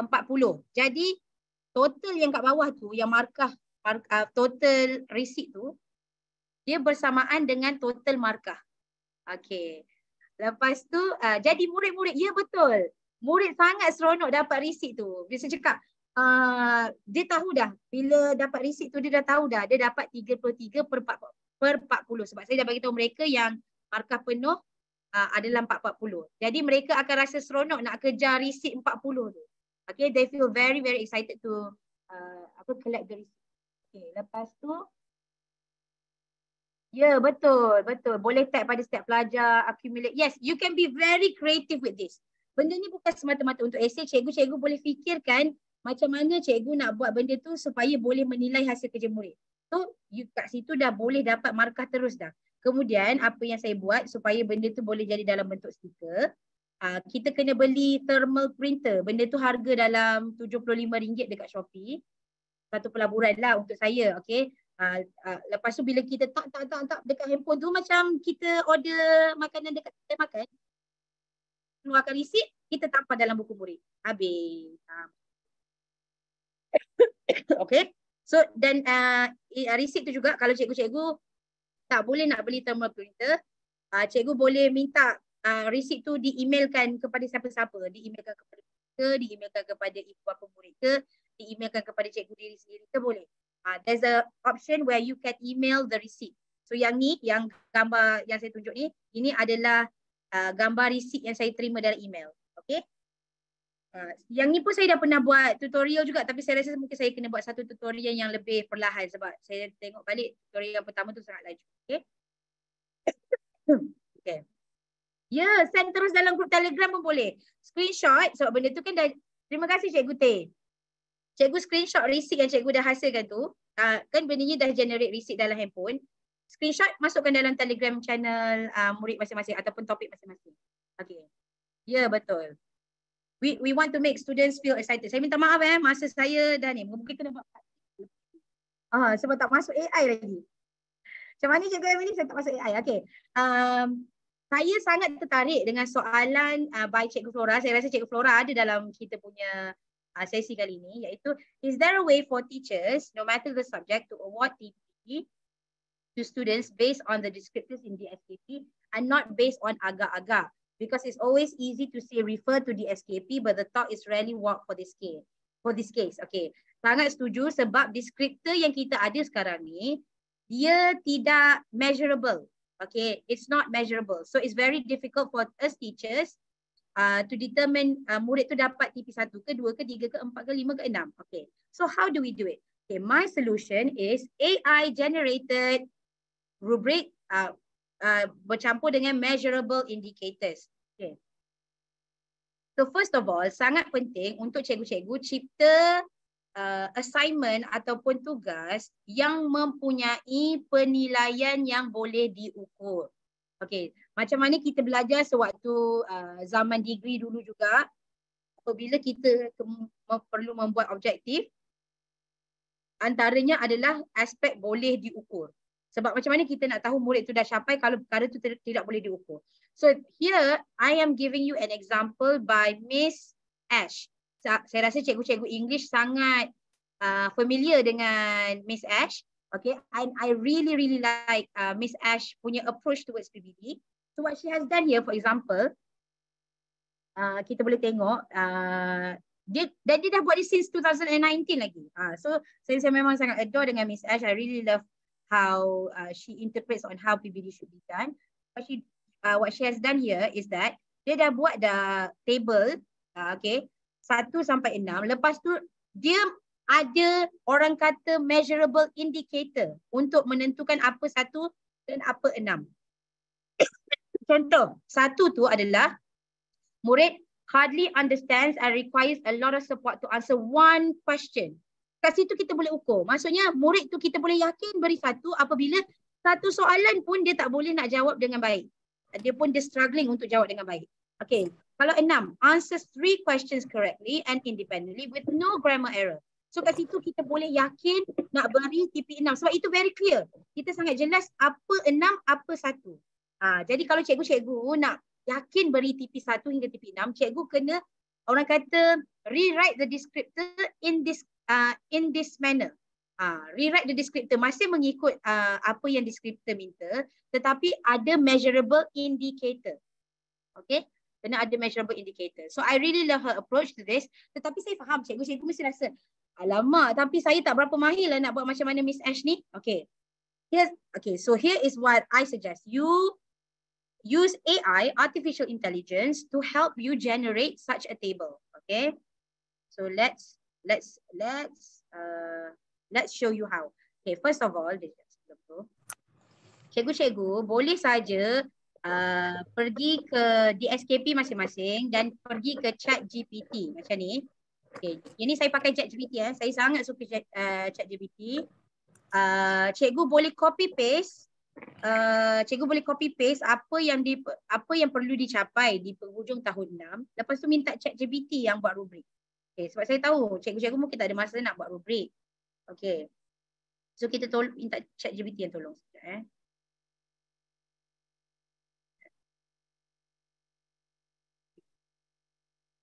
Okay, so sekarang ni let's go to ChatGPT.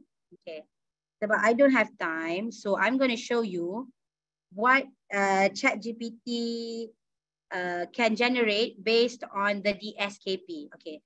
So apa yang saya buat, saya pergi saja ke DSKP, saya tulis in the course of a year 6 people should be able to, lepas tu saya copy paste TP6 tu kena dapat apa. Macam tu. Ini apa yang kita nak diorang capai. Lepas tu saya cakap, create for me 5 activities with measurable objectives for each bullet point. Then create a rubric with a scale of 1 to 6, 1 being the weakest and 6 being the most advanced for each one for each activity. Okay. ChatGPT ni can literally create whatever that you want. Okay. Cuma kita kena tahu apa nak prompt saja. Okay.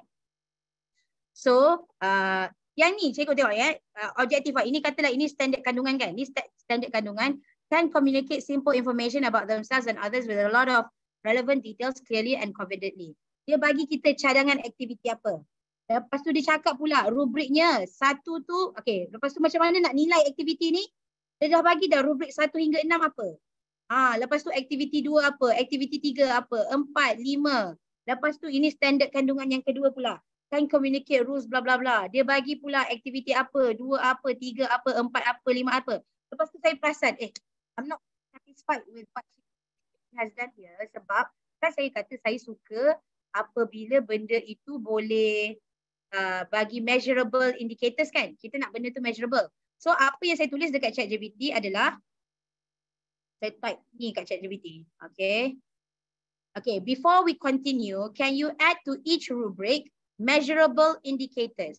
For example, able to narrate verbally 3 sentences for level 1 and able to narrate 7 sentences for level 6. Okay, the name of the app is ChatGPT. Saya bagi cikgu link dia.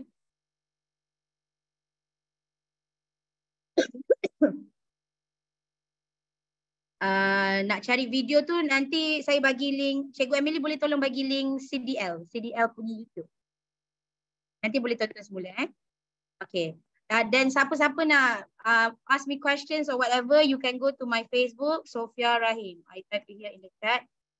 Okay. Okay. Lepas tu saya cakap, saya nak benda ni ada measurable indicators. Okay. Kita minta dengan ChatGPT. Kalau ChatGPT tu is not giving you what you want, you prompt it, give you what you want. Okay.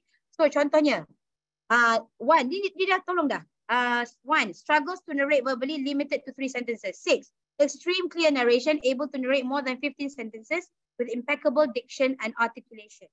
Itu dah ada measurable untuk kita bantu kita menetapkan tahap TP1 hingga TP6. Okay. Dan cikgu benda-benda ni boleh cikgu yes, it is very possible for other subjects as well. In fact, I've done this waktu saya pernah buat perkongsian ni untuk beberapa sekolah. Dan waktu di dalam perkongsian tu ada cikgu muzik, ada cikgu sains, ada cikgu agama sekalipun. Benda ni nak buat dalam bahasa Melayu pun boleh. Okay, jom kita buat untuk bahasa Melayu for the sake of helping everybody to understand kan. Okay. Contohnya cipta. Okay.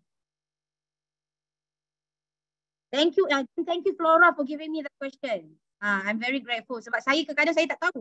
Cikgu belum tahu kan. Okay. Sekejap saya nak baca sekejap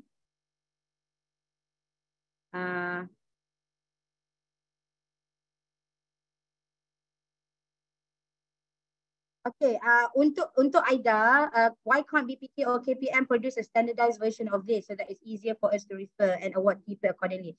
I do agree that in some manner or form, BPK ataupun KPM dia kena tunjukkan kita, bantu kita cikgu-cikgu ni untuk tunjuk what's a visual representation of what's a 1 and what's a 6. Supaya kita tahulah yang kita ni short sendiri. Sebab apa yang cikgu dekat sekolah A rasa TP1 mungkin berbeza dengan apa yang cikgu sekolah Z rasa apa TP1 kan.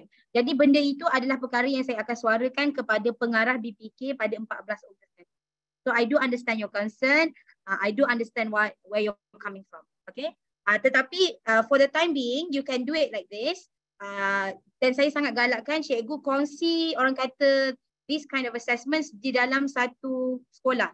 Meaning you ajak panel untuk kongsi assessment tu supaya tak adalah orang kata perbezaan TP tu jauh hatta in between classes. Dahlah sekarang ni pemberian TP tu dah mungkin berbeza antara sekolah kan. Pada saya agak unfortunate kalau pemberian TP tu pun juga sangat jauh di antara kelas. Wahai kita dah sekolah yang sama. So please buat benda ni clear antara semua ahli panel supaya you are delivering the same orang kata standard sort of assessment to the students, okay? Supaya pemberian TP tu tak adalah jauh sangat between one teacher to the other. Okay, next adalah ni saya nak tunjukkan macam mana dalam bahasa lain kita satu rubrik untuk ujian pertuturan bahasa Melayu. Kita satu rubrik untuk ujian pertuturan bahasa Melayu, nilai dari kategori konten. Saya tak berapa mahir bahasa Melayu Nilai dari kategori konten, bahasa dan juga kelancaran. Kelancaran bahasa. Berikan skala 1 hingga 6. 1 yang paling lemah. 6 yang paling cemerlang. Buatkan di dalam bentuk table. Okey. Saya tak tahu table dalam bahasa Melayu apa. Kita tengok. Dia boleh tak? Tentu, okey. Dia buat dalam bentuk ni pula. Sekejap. Tapi senang cerita, setakat ni, it can do, dia boleh buat dalam bahasa Melayu. Cuma bahasa Melayu dia sedikit, sedikit Indon sikit bunyi dia. Okey, dia bunyi sedikit Indonesian sikit. Ni.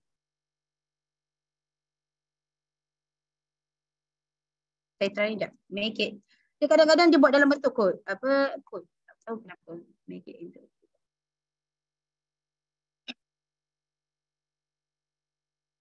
I don't want it in code.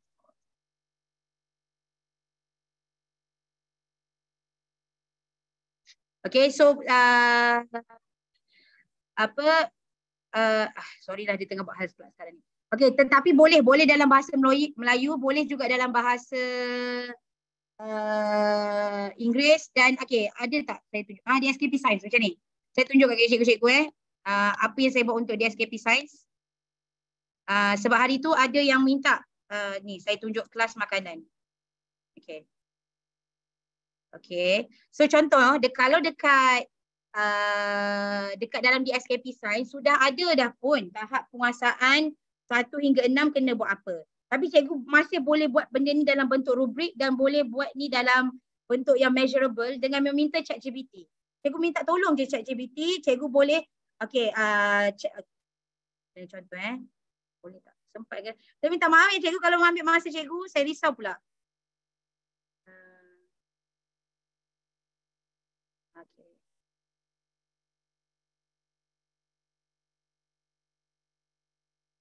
Create a rubric for a food class assessment.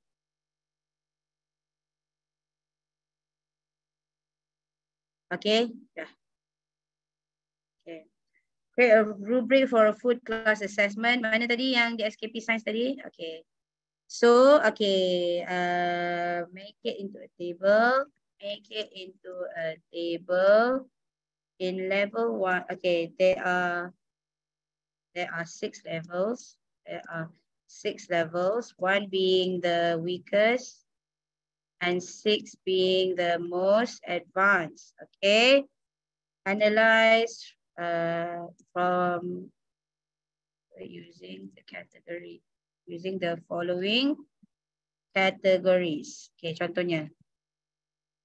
Able to, kita tengok di SKP, able to state, okay, able to state the type of food classes. Able to, tengok balik di SKP Science, able to give examples for each food class, able to give examples for each food class. Ini saya buat yang pendek je lah sebab tak ada masa. Lepas tu last one yang TP6, ikutkan cikgu buat untuk setiap tahap penguasaan tu, apa able to create, able to suggest a meal based on the food class, able to suggest a healthy meal based on the food classes. Okay, okay, let's try. Tengok kalau kita tengok generate. Okay, so ni dia dah secara automaticnya generate benda ni. Okay, contohnya level 1 cannot identify langsung food class apa. Tapi kalau level 6 can identify all 7 food classes. Itu level 6. Okay, so benda macam ni lah. You just simply need to know what to prompt the ChatGPT in order to get a satisfactory. Ya, kena fokus untuk ChatGPT next slide sebab ni. Yes, I will. Okay, baik. One next session ada khas untuk ChatGPT je. Okay, sebelum saya habis lagi 3 minit je. Saya minta maaf sangat cikgu sebab saya ingat saya hari ni akan kelebihan masa, rupanya tidak. Okay. Saya nak tunjuk kat cikgu satu aplikasi ni, nama dia Edu8. Edu8 AI. Sekejap saya ni. Cikgu pergi dekat Edu8 AI, sign in with Google. Okay. Saya dah, okay. Ni saya cuba ni letak dekat ni. Lagi sikit yang cikgu, one last app sebab saya rasa berhutang kalau saya tak tunjukkan. It's a very simple app but very interesting one. Okay. Cikgu pergi dekat ikon yang bergaris 3 tu, cikgu pergi dekat feedback bot. Pergi dekat feedback bot. So, ini adalah satu artificial intelligence yang membolehkan cikgu-cikgu menilai esei tanpa cikgu buat apa-apa pun. Cikgu tak perlu buat apa-apa pun. You simply have to copy and paste your students' work into this. Dia boleh bagi feedback, siap boleh nilai, bagi markah siap. Saya rasa itu adalah satu idaman untuk cikgu-cikgu kan. Okay, so I'll give you an example. Right now, I will paste my script storytelling yang saya buat hari tu. Apa yang nama dia? Sorry. Okay. So bayangkan saya nak okay, ini adalah script storytelling. Bayangkan dia essay lah sebab dia macam narrative writing kan.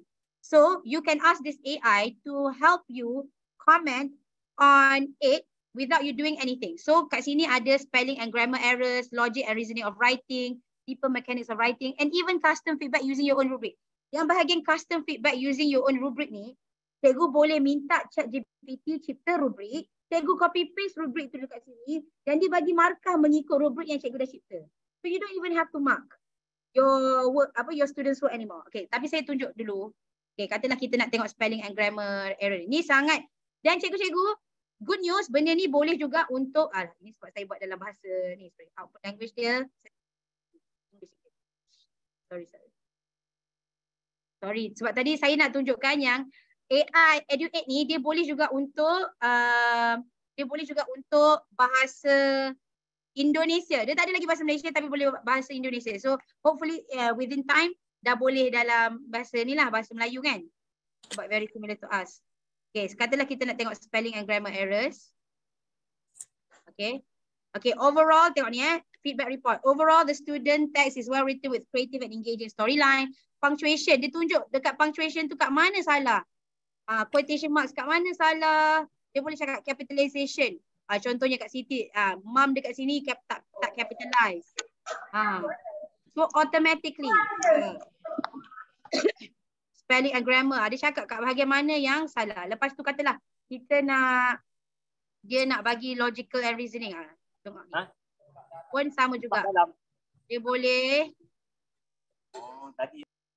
cakap, overall the student text sample is charming and engaging. Contohnya. So it's apa, kalau kita tak gunakan feedback ni secara total pun, at least is giving you the teacher a head start dalam menilai kerja murid. Ni pun sama, synthetical feedback pun boleh juga. So sebenarnya Edu8 AI ni, if I were to actually talk about all the features, I need to do a different course lah. Okay. Tapi yang ni khas untuk essays ataupun written work lah. Written work is very, bukan essay saja sebenarnya. It's written work. Contohnya, untuk subjek sejarah, murid-murid kena buat satu penerangan berkenaan pahlawan negara ke apa. Cikgu boleh minta AI ni nilai sama ada ia tepat ke tidak tepat. Sejauh manakah accuracy diorang punya cerita. So this is what you can use. Dan tadi pun saya dah test bagaimana kita boleh, yang kat sini, you just simply copy paste rubrik yang awak dah cipta dekat ChatGPT, masukkan kat sini dan dia akan markahkan untuk kita. Okay, so that is all. Sebab saya dah 4.5 kan. Cuma saya nak minta sangat-sangat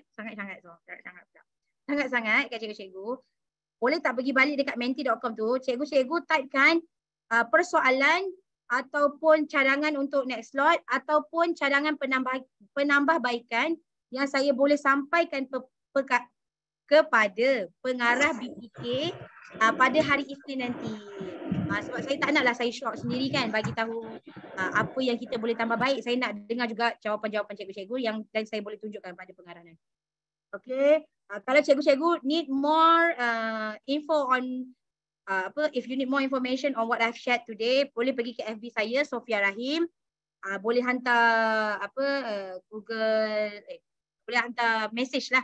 Boleh hantar message. InsyaAllah saya akan cuba jawab. Okay, setakat itu sahaja perkongsian saya. Jap, ada tak soalan dekat chat yang saya terlepas pandang? Harap tak ada Rasanya tak ada. Okay.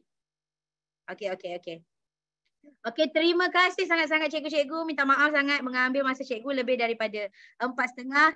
Selalu saya ni kekurangan masa lah Dr. Zalina. So saya rasa saya kena buat part 3 lah Sofia. Kena buat part 3. Yes, part 3. Itulah.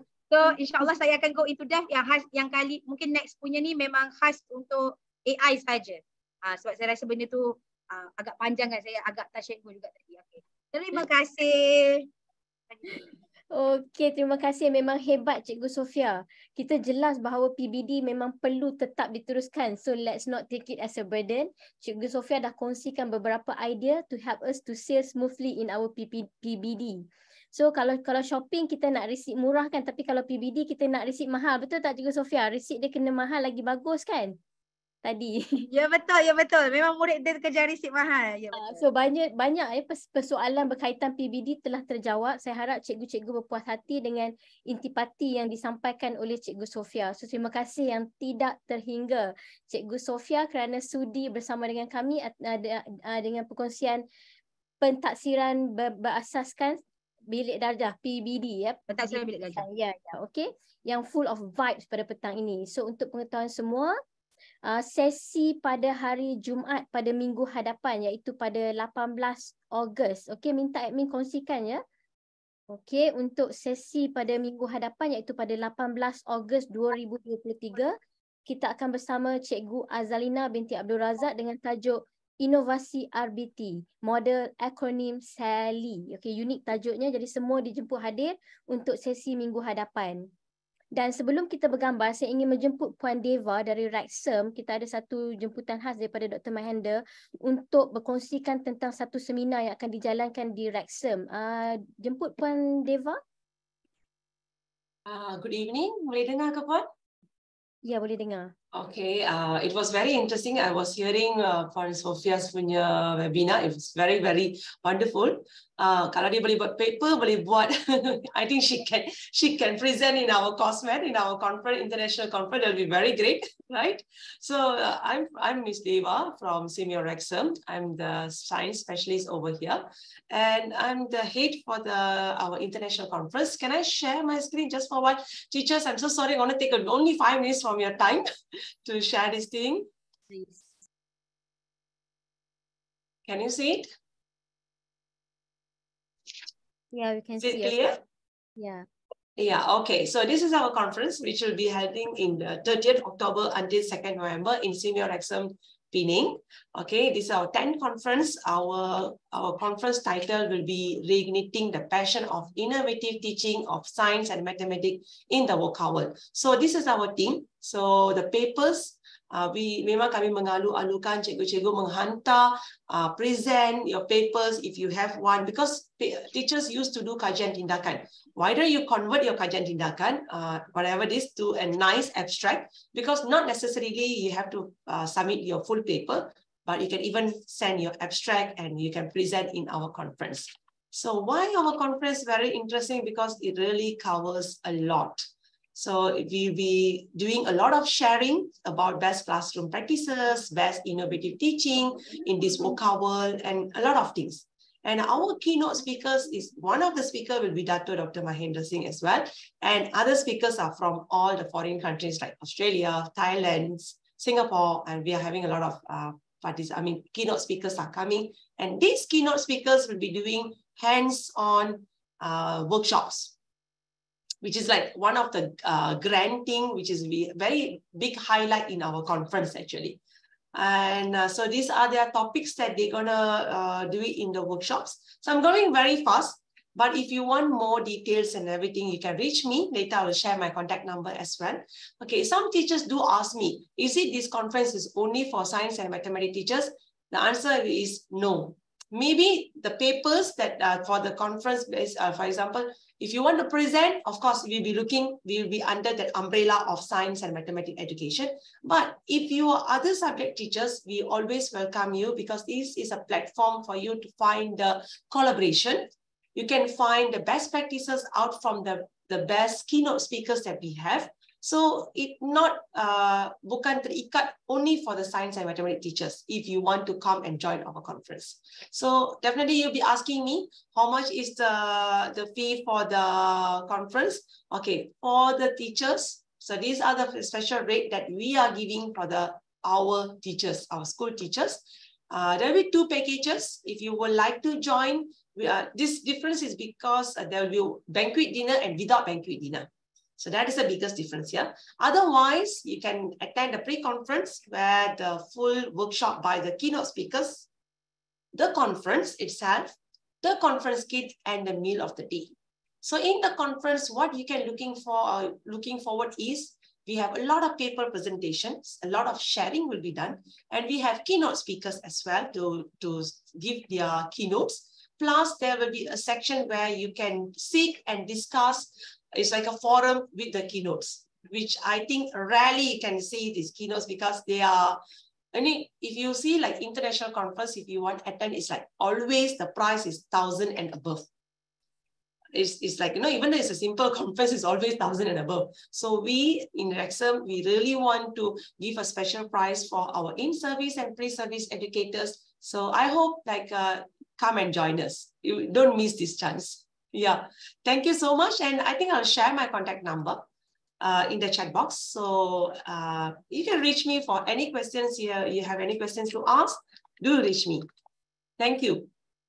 Okay, thank you so much, Puan Deva, for the conference in Rexam. So all teachers are invited to join the conference in Rexam. And if you have any question, you can contact Miss Deva. She will share with all of you her number in the chat box. Okay, so sekarang kita beralih pada sesi kita yang terakhir pada hari ini. Dijemput semua cikgu-cikgu untuk membuka kamera masing-masing supaya kita dapat bergambar bersama-sama. Terdapat banyak muka surat saya pasti sebab ada 500 orang pada hari ini ya, participants. Tapi ada a few dah left. Okay, tak apa, yang mana ada. So, we can have the, okay. Okay, saya di muka surat 1. Okay, I can see a lot of beautiful faces here. Ada juga yang saya kenal dan ada yang tak kenal. So it's nice to be with all of you today. Such a great session, and hope all of you will join us again in the next session with Connecting Dots Learning. Okay. Alright, dan itu saja untuk hari ini. Saya ingin mengucapkan terima kasih kepada semua yang sudi bersama-sama kami di Connecting Dots Learning. Dr. Zalina, ada apa-apa yang ingin Dr. Zalina kongsikan pada petang ni sebelum kita bersurai?